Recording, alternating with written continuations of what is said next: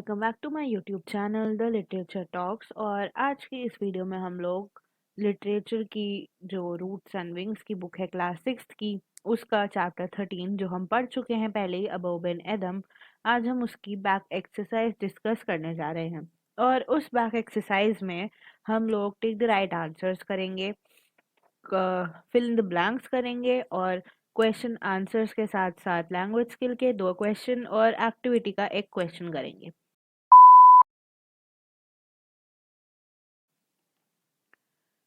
पहला जो क्वेश्चन है वो है टिक द राइट आंसर, जिसमें हमें पूछा जा रहा है द इंसिडेंट टेक्स प्लेस, कि ये इंसिडेंट जो हुआ था पोएम में वो कब हुआ था। ड्यूरिंग मिड डे यानी दोपहर के टाइम हुआ था, मिड डे यानी कि दोपहर। ड्यूरिंग अर्ली मॉर्निंग यानी कि सुबह सुबह या रात में, या एट नाइट। तो ये जो इंसिडेंट बुक में जो डिस्क्राइब कर रहा है वो हुआ था रात में। तो जो इसका आंसर है वो है सी, एट नाइट। नेक्स्ट देखते हैं, who was writing a book. एक वो बुक कौन लिख रहा था जिसके बारे में हमने पोएम में पढ़ा है। अब वो बिन एडम बुक लिख रहा था, या जो एंजल उसके रूम में थी वो बुक लिख रही थी, या कोई फेलो मैन बुक लिख रहा था। तो जो बुक लिख रहा था वो थी एंजल। तो हम लोग बी यानी कि एंजल को इसमें टिक मार्क करेंगे। Next, what made Abou Ben Adhem bold. Abou Ben Adhem बहुत ज्यादा बोल्ड क्यों हो गया था। बोल्ड यानी कि उसमें हिम्मत कहाँ से आई थी, क्यों आई थी।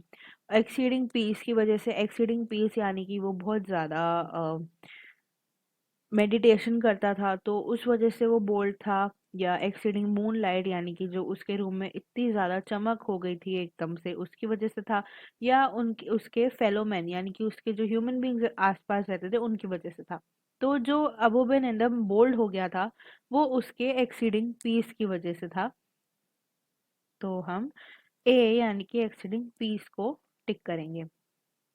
Next, whom does Abou Ben Adhem love. Abou Ben Adhem किसको ज्यादा प्यार करता है, गॉड को, भगवान को, या एंजल को, या फेलोमैन यानी कि उसके आसपास रहने वाले लोगों को। तो अबू बिन एडम उसके आसपास रहने वाले लोगों को सबसे ज्यादा प्यार करता है। इसमें हम सी यानी कि फेलोमैन को टिक करेंगे। Next, fill in the blanks. Fill in the blanks with information from the poem. जो भी हमने पोएम में देखा, पढ़ा, सुना, उसके रिलेटेड ये फिल इन द ब्लैंक्स है और हमें उसी हिसाब से इन्हें फिल करना है। First fill in the blank है, Abou Ben Adhem saw an angel in his dash. Abou Ben Adhem ने एक एंजल को कहाँ देखा था। उसने उस एंजल को अपने रूम में देखा था। तो यहाँ हम लिखेंगे room. Next, the angel was writing the names of who love the dash. Angel उन लोगों के नाम लिख रही थी जो कि एक डैश को प्यार करते हैं। तो वो किसको प्यार करते हैं, गॉड को। Next, the angel appeared on. जो एंजल थी वो कब आई थी।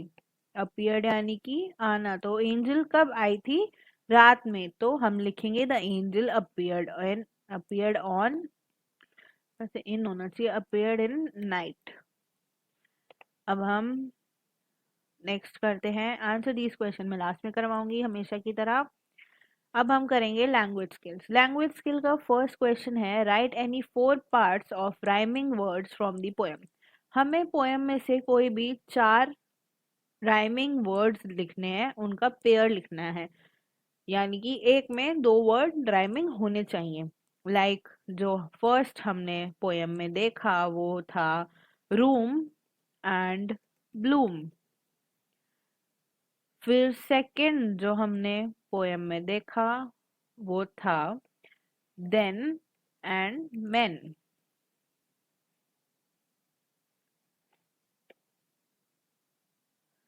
थर्ड जो कि हमने पोएम में देखा वो है so and low.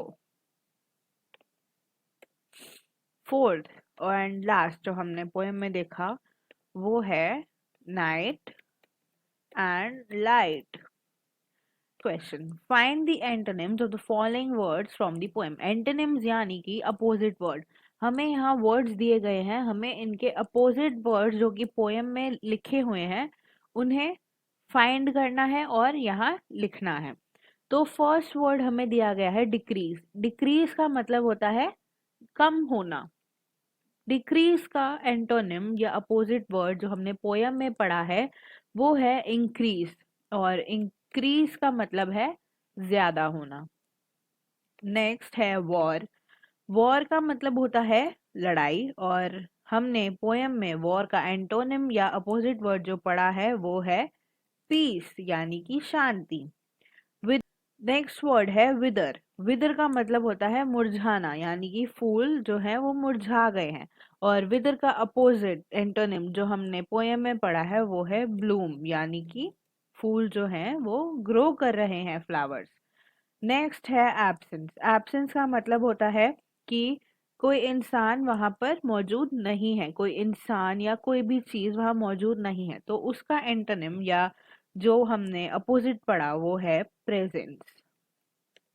And presence का मतलब होता है किसी चीज की या किसी इंसान की मौजूदगी। नेक्स्ट है फेंटली। फेंटली का मतलब है बहुत ही डल या लो होना। अ, तो फेंटली का जो हमने एंटोनिम या अपोजिट वर्ड पढ़ा पोयम में वो है चेरिली। चेरिली यानी कि बहुत ज्यादा एक्साइटमेंट में। फिर नेक्स्ट वर्ड है cursed.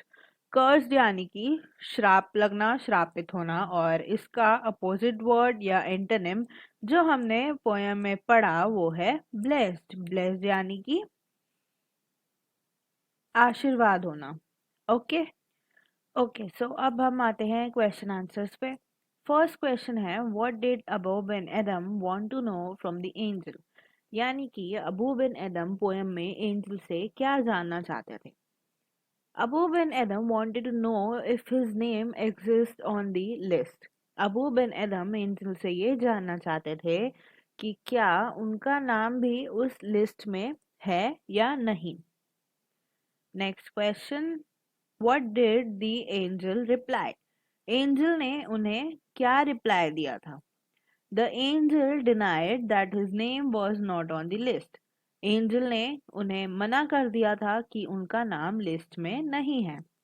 Question number 3. What made Abu bin Adam's name led all the rest? Abu bin Adam's name led all the rest as he loved his fellow men. Abu बिन एदम का नाम सबसे ऊपर क्यों था।